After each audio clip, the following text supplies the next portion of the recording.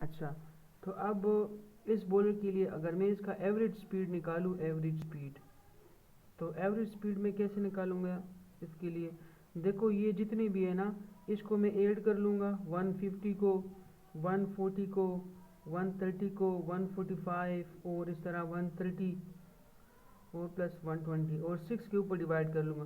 तो मेरे पास सपोज करते हैं मेरे पास आ रहा है 138 मीटर पर सेकंड। तो इसका ये मतलब है कि इसका एवरेज स्पीड जो है वो मेरे पास 130 है। मैंने एवरेज क्यों निकाला? क्योंकि एक ही बंदा था और उसके वैल्यूज हमारे पास इतने 6 वैल्यूज आ रहे थे। तो 6 वैल्यू का इन सारों का जो मिडिल वैल्यू है, इन सारों के लिए मिडिल वैल्यू कौन सी है? वो 138 है। ठीक है ना? इसका मतलब ये है कि अब ईच बॉल का स्पीड जो होगा, ईच बॉल का स्पीड वो हमारे पास कितना होगा? वो हमारे पास 138 होगा।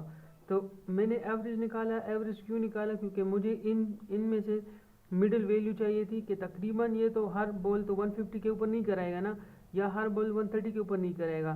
तब मुझे एवरेज स्पीड का कैसे पता चलेगा कि तकरीबन हर बॉल की स्पीड इसकी तकरीबन कितनी होगी? उसके लिए हम लोग एवरेज निकालते हैं। एवरेज मैंने निकाली, कैसे निकाली? जो सम ऑफ डेटा होता है वो हम डिवाइड करते हैं नंबर ऑफ डेटा के ऊपर। तो हमारे पास एवरेज का यही फार्मूला होता है। तब मुझे एवरेज का पता चल गया है। ठीक है, एवरेज का पता मुझे पता चल गया और मुझे फ़ायदा क्या हुआ है?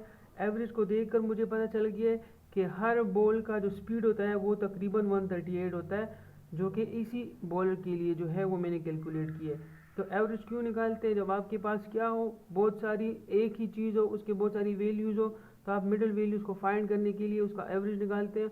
एवरेज कैसे निकलता है मैंने आपको बता दिया है। ठीक है, अभी और भी मैं आपको केमिस्ट्री के अंदर मैं आपको एग्जांपल देता हूँ कि कैसे किसी सेम सब्सटेंस के लिए हमारे पास डिफरेंट वैल्यूज आएंगे। देखो मैं आपको बताता हूँ।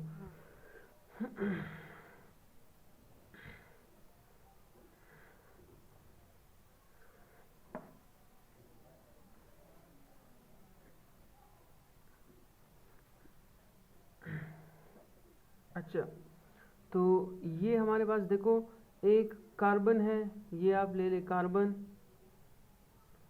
यहाँ पे जो